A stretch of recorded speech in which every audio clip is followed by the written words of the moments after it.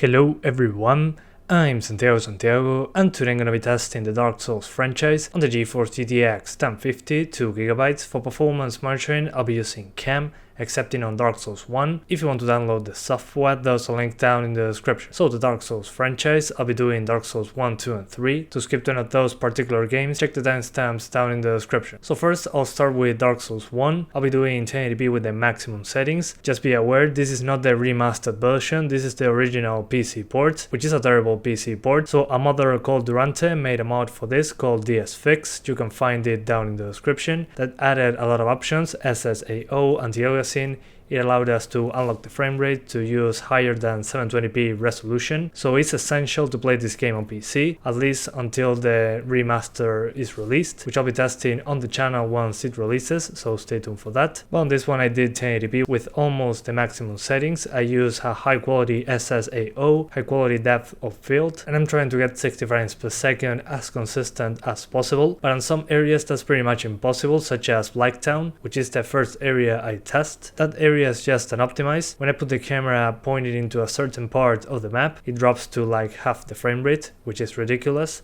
It seems to be just a draw distance thing, so hopefully that and the drops in the frame rate when fire shows up get fixed in the remaster. But yeah, overall 60 frames per second is possible, but there are some spikes every now and then in the frame time which are introduced into stutters, so be aware of that. I'll talk to you again in the next game.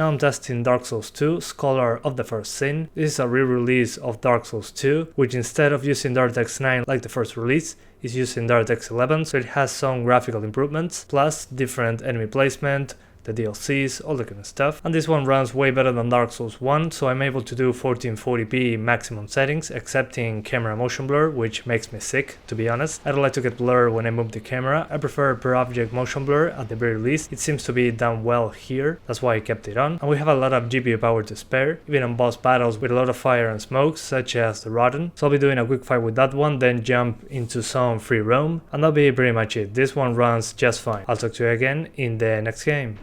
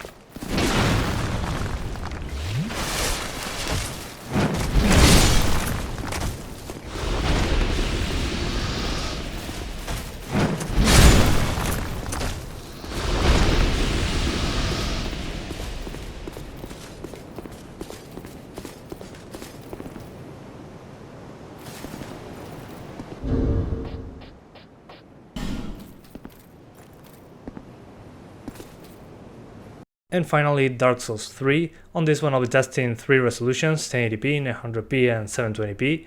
On 900p and 720p my target will be 60 frames per second, and it will be pretty easy to do so. On 900p by using just high settings, it's enough to get to that target frame rate. On 720p by just maxing out the game accepting textures, due to the VRAM amount, we can get 60 frames per second just fine as well. And on 1080p I look for a balance, it'll be between 40 and 60 frames per second, so I try to retain quality as much as possible, having very good performance as well, so I use high settings on that one, and it was very smooth so far, excepting when there's a lot of effects on screen that can usually drop the frame rate into the 40s, but it's not a big deal if you ask me. When the effect disappears it's just fine. But yeah guys, that's pretty much it. I hope you keep enjoying the video, thanks for watching and see you next time.